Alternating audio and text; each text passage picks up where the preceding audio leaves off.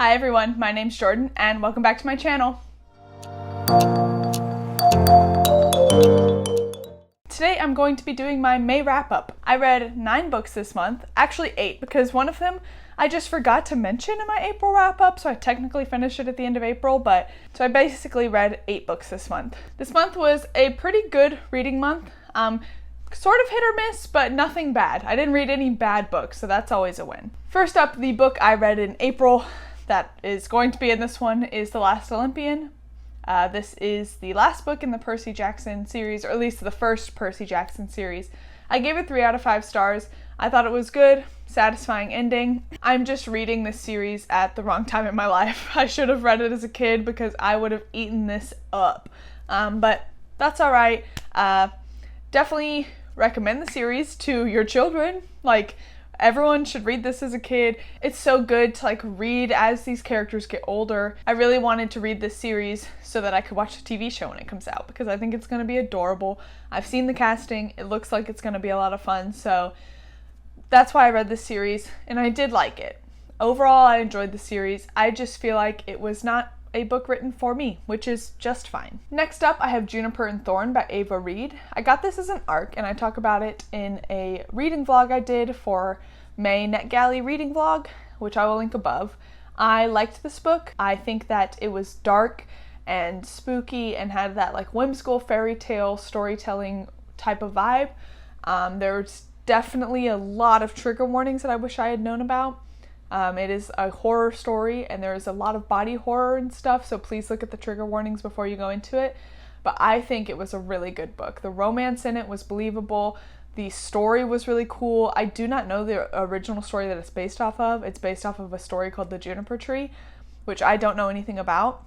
But I think that this book was really fun to read. And fun in the way that it was entertaining, not necessarily a fun, jolly read. It's very dark. But I do recommend it. Again, please look at the content warnings first, because if you can't stomach some of it, please don't go into it. There is a lot of body horror and a lot of other triggers in there, so check that out. But I really liked this book. I thought it was better than her other book, that I don't remember what it's called right now, but I liked her first book, but I didn't love it. This one I did really like, so I definitely recommend this book. Next up, I have Ship of Destiny by Robin Hobb, which just saying it puts a smile on my face. That's how I feel about it. I gave this one 5 out of 5 stars. I have a full review for this series up. I'll link it above. Please just go read Robin Hobb. Just go read Robin Hobb now. Please just go read Robin Hobb. This series is incredible. The ending, this book was so satisfying. I felt like everything was wrapped up so well while also setting up for future series, because this whole realm of the Elderlings is a lot of series combined. So I finished this portion of it. Very excited to get back to Fitz. But I absolutely love this series. It's better than Farseer. It is incredible. If you want to hear more of my thoughts, go check out that other video. Next up, I have The Hunger of the Gods by John Gwynne. This is the second book in the Bloodsworn saga. I have talked about the first one before. I liked it, but I didn't love it as much as everyone else did. The characters didn't stick with me after I had read it, and I just was kind of bored through some of it. Now, this one was incredible. I'll start by saying thank you, John Gwynne. Thank you for including basically a full recap of the story at the beginning of the book, as well as a breakdown of who all the characters are, because for the first 100 pages or so, as I was trying to remember what had happened in the first book, the recap definitely helped, but there were some characters brought up that weren't talked about in the recap that I couldn't remember who they were, and I was able to just flip to the front of the book and see who they were. He just talks about, he has a listing of all the characters and who they are, as well as a full recap of the first book. I think all epic fantasies should have this because it was so helpful, especially if you're reading a series as they come out. It could be a year or 2 before you get to read the next book in the series, and I could read over 100 books in that time, so there's no way I'll be able to remember everything that happened. So this was so helpful. And then the book was so good. I liked it so much better than Shadow of the Gods. I actually really felt like I connected more with the characters in this book. I've said in my written review over on Goodreads that I think I might have just read Shadow of the Gods at the wrong time, which happens to me sometimes. I'll just read a book that I'm not in the right headspace for. I loved this book. I really got invested in the characters. I felt like the action scenes were so intense and so entertaining. I thought that the plot moved along at a perfect pace, and we got to learn so much more about the lore, which is always my favorite part of a fantasy book. So, highly recommend this series. I'm so excited for the next one to even be announced, let alone come out. Love this book. Also, perfect floppy paperback, and it smells really good. So, you're not a reader if you're not sniffing books. So, next up I have Fevered Star by Rebecca Rowanhorse. This is the second book in the series that starts with Black Sun. There is a title for the series, but I cannot remember what it is.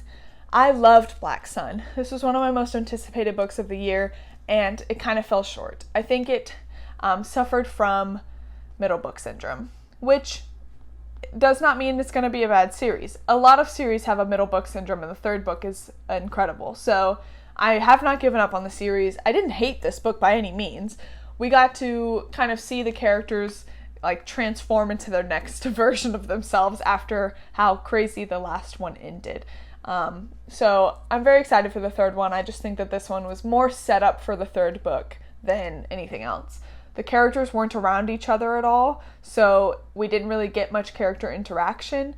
They were all doing their own thing, and the plot was just kind of everyone getting in place for the third book. So not a bad book, just kind of slower, but it's also not that big. So it didn't take me that long to read. I don't regret reading it by any means. It's just middle book syndrome.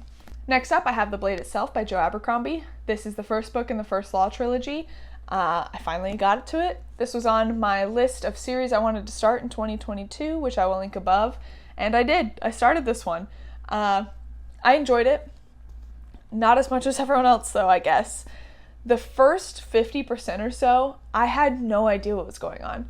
Granted, I was listening to it as an audiobook, and sometimes I miss certain things when I'm listening. However, I just felt like there was not enough context given about like what happened before or who these characters were. We were just kind of like dumped into the story and not much was going on, so there wasn't a lot of plot to follow, and I didn't know who the characters were or what they were doing or what their motivations were, so I just felt like there was nothing tethering me to the story.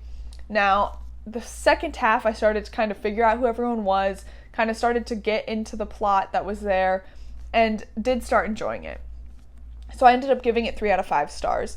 I'm excited to continue on now that I kind of have a grasp of the world and the characters, and I really hope that I love this series as much as everyone else and that this one was just a blip. Didn't hate it by any means. I just went into it with such high expectations because everyone always raves about it, and I really just thought it was okay.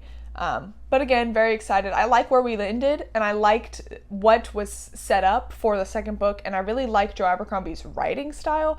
Like, the prose and stuff is very gritty and dark, and I really liked that. So I don't think it was a poorly written book or anything. I just couldn't connect to anything for the first half of the book. So I'm very excited to continue on. I'm probably going to be reading the second one this coming up month. So I'm excited to continue. This first one was kind of a miss for me. Next up, I have Book Lovers by Emily Henry. This is her new romance book that just came out this month. It was one of my most anticipated reads of the year, and I loved it. I love Emily Henry's romances. People We Meet on Vacation was one of my favorite books last year, and this one was also really good. I will say, the romance in this one, while very cute and believable, and their banter was so fun, the romance was not what made me love this book so much. What made me love the book is the main character, and I think a lot of it was because her personal story, I had a lot of very specific relations to, and towards the end, I was just like crying on my couch because the things she was going through are things that I'm still going through or that have gone on in my life. And so it just really hit me deep, and I was like a crying mess. Not to say the romance was bad by any means. It just wasn't what was holding me to the story as much. I think that the banter, as always, was so funny, so good. These two kind of like jaded New Yorker people working in the publishing industry, it was just really fun to see them like connect and kind of soften towards each other, and I really, really enjoyed it. I love Emily Henry. I'll read any book she writes. I highly recommend this one if you are into romance. Next, I have Kaikeyi by Vaishnavi Patel. I apologize if I'm mispronouncing the title. I have seen so many different pronunciations everywhere, and I do not know which one is right. but while I was reading it, I said it as Kaikeyi, so again, I apologize if I got it wrong. This is a mythological retelling of this Indian myth about Kaikeyi. Kaikeyi is a woman who just wants to break out of the bonds of patriarchy. She just wants to exist and be herself and do what she can to help other women that are in worse predicaments than she is. She has this kind of magic that allows her to go into the binding plane, where she can see different bonds she has with other people and kind of manipulate them to do things she wants. She can't do anything too extreme or it can break her bonds, but she's able to kind of like twist people's desires and things to kind of get her way. She, for the most part, she does not use this in like a nefarious way. She mostly does it to help people in the long run. Her goal is normally to help people. And it just kind of follows her story of being misunderstood and trying to survive in a world dominated by men. There are different gods that try to stop her from doing what she's doing, and overall, it is an incredibly written book. I love mythological retellings, but for the most part, I believe I've only read Greek mythology retellings, and then I've read Neil Gaiman's Norse mythology book, which is more like short stories about Norse mythology that are more like direct. This is so good. I thought it was incredibly written. I was flipping the pages quick, like I was hungering for more of the book every second I was reading it. I thought that Kaikeyi was so relatable. Even though her life is obviously very different from my life, I still felt like she was facing the same struggles women all over face. And I think that this book should be read by everyone. It was so good. There's a lot of themes of motherhood and found family and real family and perseverance. There's just so much in here that is worth reading that I think everyone should read it. It just came out this month. It also has a literally stunning cover, so it like looks good on your shelf. Even the binding is like beautiful, so I definitely recommend this book. I loved it so much. I gave it 4 out of 5 stars, and now that I'm saying that out loud, I feel like I should change it to 5 out of 5 stars because I did love it. I don't remember why I gave it 4 out of 5 stars.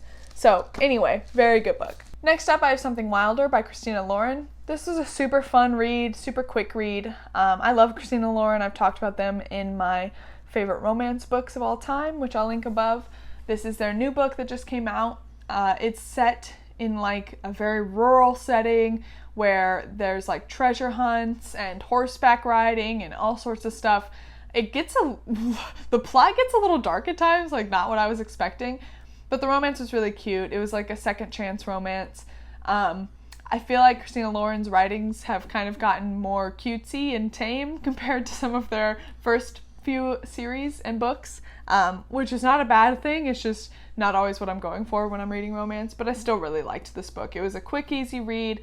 I listened to it as an audiobook and the narrators were great, so highly recommend. And that is all of the books I read in May. While I'm filming this, it's still technically May, but I do not think I will finish any more books in the next 2 days. I haven't started my next audiobook, and I'm only like 100 pages into Harrow the Ninth, so I don't see myself finishing any other books this month, so I'm pretty confident this will be all I finish. Thank you guys for watching. Let me know if you've read any of these, or if you're wanting to read any of these. I would love to hear about it or talk about it. Thank you guys for your support. As always, it means the world to me. Please like, comment, and subscribe if you like my videos, and hit the notification bell if you would like to be notified every time I post a video. Thank you guys for watching. Until next time.